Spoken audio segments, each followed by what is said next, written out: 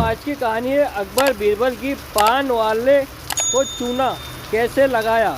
एक बार बादशाह अकबर को पान की तलब हुई। उन्होंने अपने एक खास पान वाले को पान लगाने के लिए कहा। उसने पान बनाकर बादशाह को दे दिया। बादशाह ने चुपचाप पान खाया और उस पान वाले को अगले दिन आधा किलो चूना दरबार में लेकर आने को कहा। वह नहीं जानता था कि बादशाह ने उसे ऐसा क्यों कहा। वह चुपचाप चूना लेने बाजार चला गया। उसने दुकानदार से आधा किलो चूना मांगा। दुकानदार ने उससे पूछा कि इतना चूना क्यों खरीद रहे हो।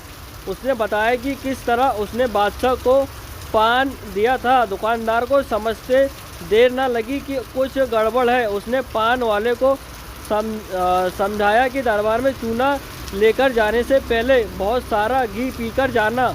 उसने सलाह मांगकर पैसे ही किया और दरबार में जाने से पहले खूब सारा घी पी लिया। दरबार में पहुंचने पर बादशाह ने उसे सारा चूना खाने को कहा। वह हैरान रह गया। उसे उम्मीद न थी कि बादशाह ने उसे चूना इसलिए मंगवाया था, लेकिन वह तो इसके लिए तैयार था, इसलिए उसने सारा चूना खा लिया।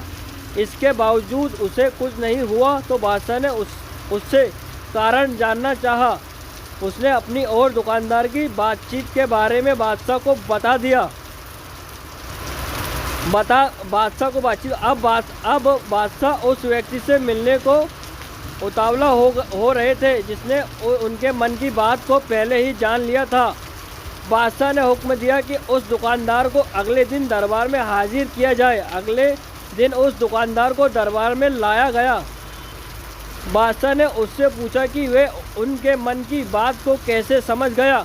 तब दुकानदार ने कहा, हुजूर, जब ये आदमी मेरे पास चूना खरीदने आया था तो मैंने इससे पूछा कि इतने चूने का क्या करोगे।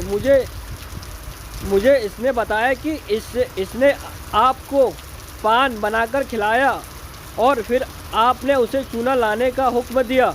तब मुझे समझते देर न लगी कि ज़रूर गलती से इसने पान में चूना थोड़ा ज़्यादा लगा दिया होगा, जिसे बादशाह के मुंह में छाले हो गए और इसी का एहसास करवाने के लिए आपने इससे चूना मंगाया। मैंने इसे सलाह दी कि दरबार में जाने से पहले घी पीकर जाना, जिससे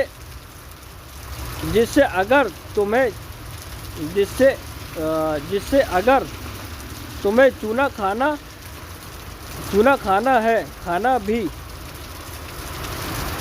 भी पड़े तो उसका असर कम हो जाएगा। ये दुकानदार और कोई नहीं, बीरबल ही थे।